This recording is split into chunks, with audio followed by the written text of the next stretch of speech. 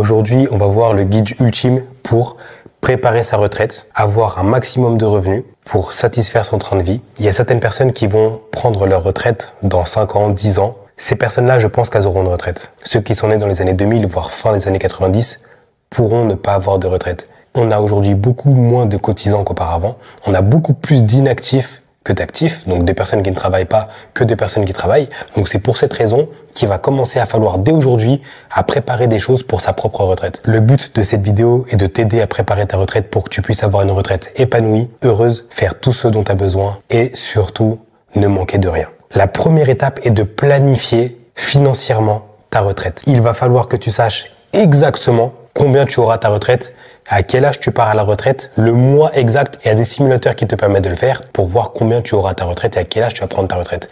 Mais la première des choses à faire, c'est de savoir à quel âge tu vas partir à la retraite, combien tu vas percevoir et financièrement, est-ce que ça va tenir le coup. Tu auras une baisse de pouvoir d'achat. Je le dis, mais il y a beaucoup de personnes qui oublient. Quand ces personnes-là sont à 5 ans de la retraite, elles se disent « c'est bon, il me reste 5 ans, j'ai cotisé assez de trimestres, je vais prendre ma retraite. Je sais que je vais gagner un petit peu moins. Par contre, ça va rien changer à mon train de vie. » Eh ben si, parce que quand on a un train de vie, on s'y habitue. Changer son train de vie, c'est très compliqué, surtout à la baisse. Donc tu as un pouvoir d'achat qui va nettement diminuer, peut-être de 30-40%. Pour les plus chanceux, peut-être même pas jusque-là. Mais plus on avance dans le temps, plus ton pouvoir d'achat va diminuer. Moins ta retraite sera intéressante, jusqu'à être totalement supprimée. C'est une hypothèse, il faut que tu la prennes en compte. Il va falloir que tu t'y prépares. Et là, on parle de ton futur, on parle de ton avenir, on parle de tes vieux jours. Peut-être que physiquement, tu pourras pas travailler, peut-être que mentalement, tu seras plus là pour pouvoir travailler correctement. Donc, il va falloir que tu aies une source de revenus stable tous les mois. Et regarde dans les pays anglo-saxons, en Angleterre comme aux États-Unis, combien de personnes à 85 ans, 90 ans continuent encore à travailler parce qu'elles touchent pas assez d'argent. Donc, il va commencer à falloir dès aujourd'hui mettre en place un système qui va te permettre de toucher des revenus pour que tu ne puisses pas être en galère le jour où tu vas prendre ta retraite. Je m'appelle Brice Guerriaboy, je suis conseiller en investissement financier et mon métier c'est d'accompagner des personnes au quotidien à préparer leur retraite, à obtenir pourquoi pas des biens immobiliers, à réduire leurs impôts, parce que oui c'est possible, à obtenir un financement, à optimiser les placements, à préparer les successions, préparer tout ce qui va concerner la transmission, la préparation financière des études des enfants et tous les objectifs qui touchent à la création et à la gestion de patrimoine. Imaginons que tu gagnes 2000 € net par mois, le mois prochain, dépense que seulement 1500 €. Économise 500 € par mois. Tu vas me dire, ouais, mais non, c'est pas possible, j'ai trop de dépenses. Ah ouais, bah tu vas faire comment à la retraite? Si aujourd'hui, t'es même pas capable de mettre un quart de ton salaire de côté chaque mois, quand tu vas perdre 25% de ton salaire à la retraite, tu vas faire comment? Donc, il faut que tu établisses un budget, déterminer ton âge de départ à la retraite et surtout, éviter les dettes. C'est pas pour rien que les banques prennent beaucoup plus de précautions et de minutie à prêter de l'argent à des personnes âgées. Parce que oui, problème de santé, oui, peut-être plus de complications pour pouvoir rembourser le crédit. Si t'arrives la moindre galère et que tu perds ton argent, tu fais comment pour subvenir à tous tes besoins? Là, on parle d'une situation où tu n'as plus la capacité ou peut-être plus l'envie de travailler. Le travail, c'est la principale source de création de richesse. C'est pas ta retraite. Si aujourd'hui tu peux plus travailler, alors imagine avec une dette sur ton dos. Et surtout, commence à épargner le plus tôt possible.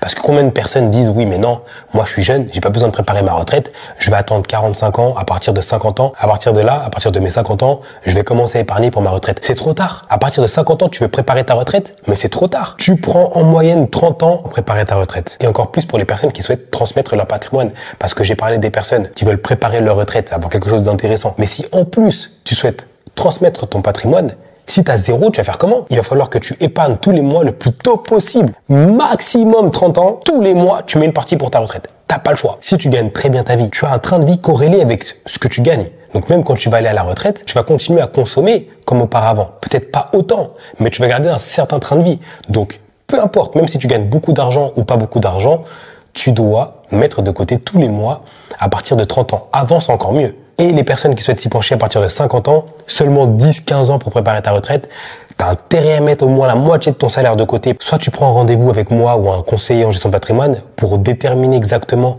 tes projets. Et ensuite, par rapport à tes projets, tes besoins, tes envies, tes dépenses, tes objectifs, on va pouvoir savoir combien tu dois mettre de côté pour ta retraite. Moi là, je peux pas te le dire comme ça dans une vidéo. Il faut que j'analyse plusieurs critères pour savoir combien tu dois mettre pour ta retraite. Exemple, quelqu'un qui met 200 € par mois pour sa retraite à partir de 55 ans et elle prend sa retraite à 65 ans. Donc il lui reste que 10 ans. Oui, mais si cette personne-là, elle a 2 millions sur son compte, on va dire ok, c'est compréhensible. Mettre une somme tous les mois de côté pour arriver à ta retraite, ça va dépendre de toi. Combien tu souhaites avoir de complément de revenus par rapport à ce que l'État va te donner? Est-ce que tu souhaites transmettre ton patrimoine? Est-ce que tu as que du patrimoine financier? Est-ce que tu as de l'immobilier à transmettre? Est-ce que justement l'immobilier va être transmis à tes héritiers et toi tu vas garder que le côté financier pour pouvoir te financer, en tout cas financer ta retraite? Il va falloir que tu réfléchisses à tout ça. On a un allongement de la durée de vie pour la retraite. En plus, on a une perte d'autonomie à partir de 75-80 ans. Donc la perte d'autonomie, tu es obligé d'aller en EHPAD ou en maison de retraite. Ça coûte cher. 3 000, 4 000 euros. Bon, non, 2 500, 3 000 euros la maison de retraite. T'as les fonds? C'est tes héritiers qui vont payer ça? Je vois dans mon activité, les personnes âgées ne souhaitent pas aller en EHPAD. Elles veulent rester chez elles, décéder chez elles. Donc, est-ce que tu as les moyens d'aménager ta maison? Il faut que tu penses à tout ça. Tout ça, ça a un coût. Les agents d'entretien, les médicaments, les frais de santé, tout ça, c'est un coût. Il va falloir que tu le mettes en plus dans ta retraite. Non seulement tu as un perte de pouvoir d'achat, tu as un allongement de la durée de vie, donc tu vas vivre plus longtemps sans gagner d'argent. C'est une entreprise, tant mieux.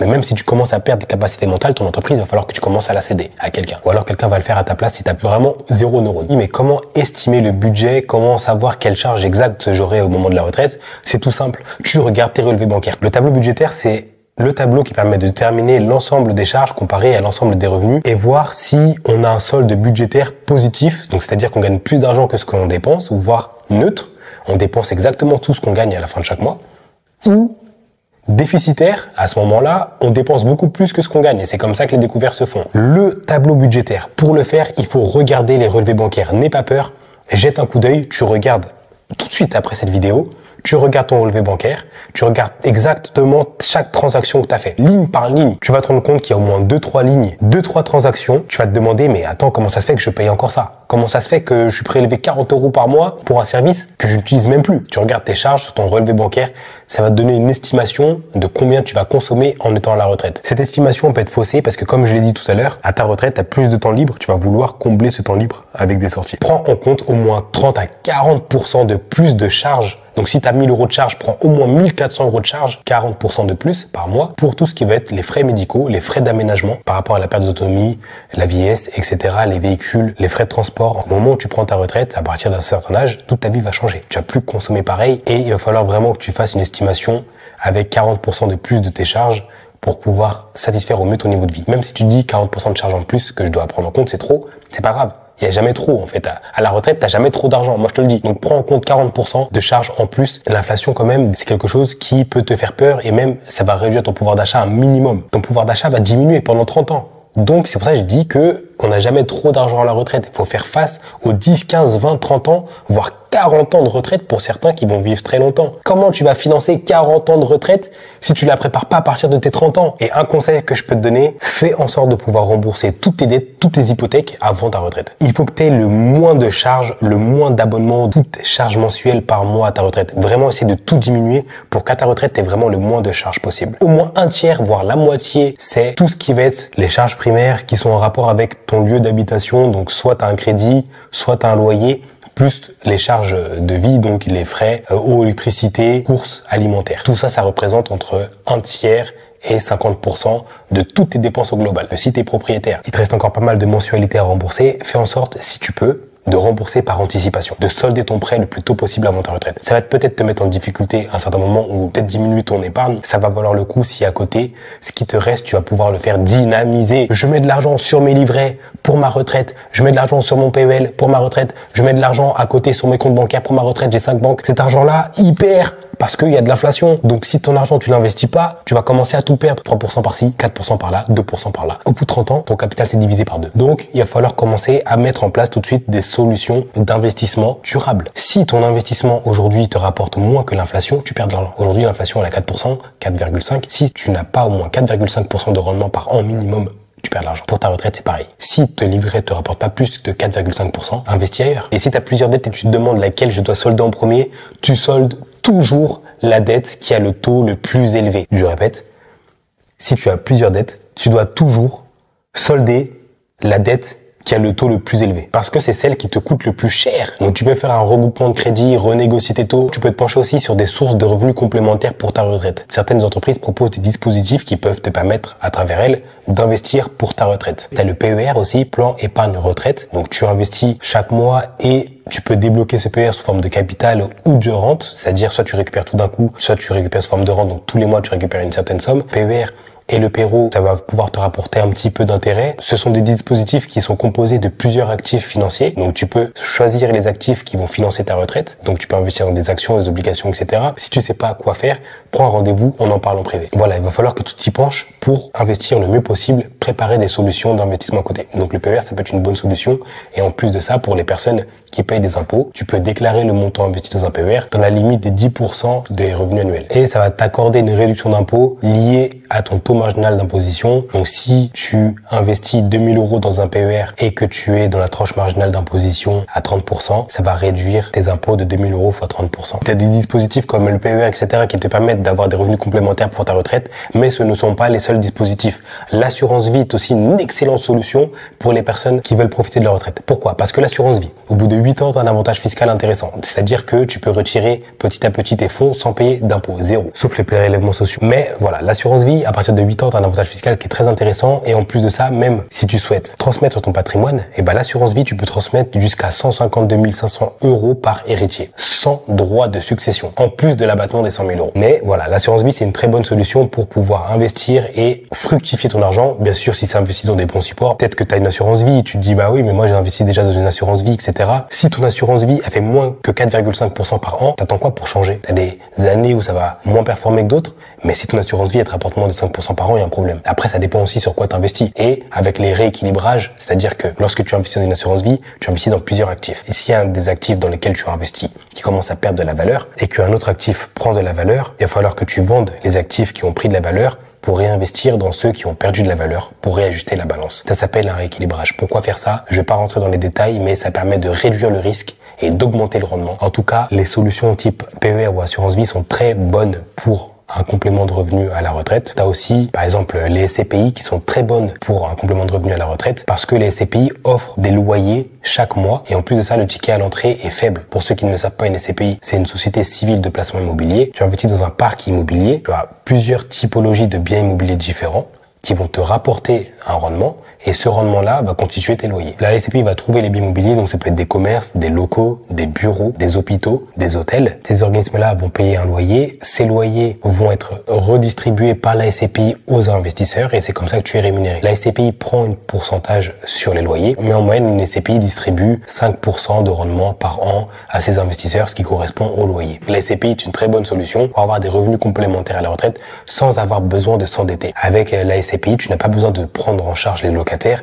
S'il y a un impayé ou des vacances locatives, tu t'en fiches, c'est la SCPI qui gère. Et donc, s'il y a des travaux, s'il y a des grosses dépenses, c'est pas toi qui payes, c'est la SCPI. Donc, tu as tous les avantages de l'immobilier sans les inconvénients. Tout ce que tu as à faire, c'est investir et récupérer ton argent. Que ce soit la bourse ou les loyers, il est important aujourd'hui que tu travailles exactement sur la stratégie que tu veux aborder en fonction de tes objectifs pour pouvoir avoir une retraite confortable. Parce que c'est ça la finalité. Je peux te donner aujourd'hui quelque chose de bien tracé, détaillé pour ta propre retraite, mais ça sera pas forcément quelque chose de universel. Chacun a des objectifs différents, chacun a un âge différent, avec des ambitions différentes. Des personnes peuvent avoir des héritiers ou non. En fait, le choix des solutions vont se baser sur tellement de critères qu'aujourd'hui, je peux pas te dire quelle est la meilleure stratégie d'investissement. Si tu as des héritiers, si tu souhaites plus transmettre que plutôt faire fructifier, si tu souhaites avoir en priorité un maximum de rendement pour avoir un maximum d'argent au moment de la retraite, je vais pas te préconiser la même chose que si tu souhaites transmettre à la fin parce que tu as déjà beaucoup de patrimoine ou un capital important. Bon, après, à la retraite, tu peux faire plusieurs activités comme des clubs de lecture, faire tes passions. Tu peux continuer quand même à percevoir de l'argent, faire du bénévolat, faire des activités qui vont te permettre de ne pas tomber en dépression. Les prestations sociales, les assurances, combien tu vas payer, quelle est la meilleure des assurances par rapport à tes besoins, prendre des rendez-vous avec les professionnels adaptés pour qu'ils puissent te conseiller sur ça. Surtout, ne fais pas les choses seul. Si tu as des questions, si tu as besoin de faire quelque chose, si tu as un doute, prends rendez-vous. Il y a des professionnels, prends rendez-vous pour les personnes qui souhaitent préparer leurs objectifs, la retraite, etc. Tenir bien immobilier, préparer un financement. Tu te demandes peut-être est-ce que je dois prendre rendez-vous avec un expert comptable, un avocat fiscaliste, mon banquier ou un conseiller en gestion de patrimoine comme ce que je fais, parce que conseiller en investissement financier, c'est de la gestion de patrimoine. En fait, c'est lié. Un CIF, conseiller en investissement financier, est un professionnel qui a une profession réglementée, donc c'est-à-dire que le CIF exerce une profession libérale, tout comme les avocats ou les experts comptables. C'est une profession qui est réglementée par l'autorité des marchés financiers. Si tu te poses la question, quel professionnel je dois avoir pour établir un patrimoine de qualité, mes objectifs, payer mon impôt, etc., et tu sais pas lequel sélectionner, eh ben sache qu'on est tous liés. Chaque professionnel, en tout cas les gestionnaires de patrimoine, travaillent avec des banquiers, travaillent avec des courtiers, travaillent avec des notaires, travaille avec des experts comptables. Pour certains, on est tous liés. Dans un moment du parcours, on va tous communiquer entre nous. Donc la première étape, c'est de voir un conseiller en gestion de patrimoine pour établir tous tes besoins, tes objectifs. Le conseiller en gestion de patrimoine va te préconiser ce qu'on appelle la stratégie globale, qui va déterminer l'ensemble des stratégies qui vont répondre à tes besoins. Et ensuite, il va t'accompagner sur le long terme chacun de ces besoins. Et ensuite, en tout cas moi, c'est comme ça que je travaille avec les partenaires que j'ai, avec le réseau que j'ai. C'est moi qui établis les dossiers, c'est moi qui vais voir les banquiers, c'est moi qui vais voir les notaires, c'est moi qui vais voir, etc. C'est moi qui vais voir tout le monde. Je me charge de tout de A à Z. Je remplis les papiers, je fais tout. L'administratif, tout. Mon client n'a besoin de rien faire.